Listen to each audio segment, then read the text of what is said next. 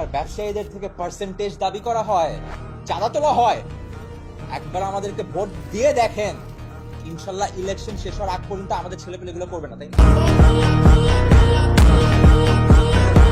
আমাদের দল নারীর অধিকার নিয়ে কাজ করবে, নারীর সুনিশ্চিত ক্ষমতা অধিকার করবে। এই তুই চিনোস আমারে? চিনোস?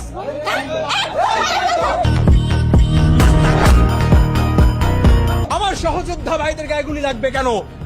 দেশ নিরাপত্তাহীনতায় ভুগবে কেন? আগামীকালকে আমরা দলবদ্ধভাবে বাংলাদেশে একটা সুন্দর ড্রোন শো উদযাপন করব। আমাদের দেশের নিরাপত্তার যে পরিস্থিতি, এ নিয়ে আপনাদের পদক্ষেপ কি? দেখেন, ওটা নিয়ে আমি আসলে কথা বলতে চাই না। আমি কথা বলতে চাই পেঁয়াজের যে দাম, এই দেশের স্বার্থে, জাতির স্বার্থে একটা বার আমাদেরকে বিশ্বাস করে ভোট দিয়ে দেখেন একবার।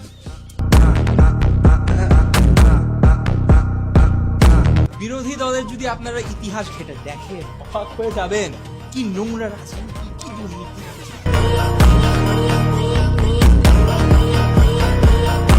আপনারা অতীত নিয়ে পড়ে থাকলে হবে? আমরা কি আগাবো না? সারাক্ষণ অতীত নিয়ে পড়ে, এই জন্য বাংলাদেশ আগাইতে পারে না। দেশের সবচাইতে চরিত্রবান পুরুষ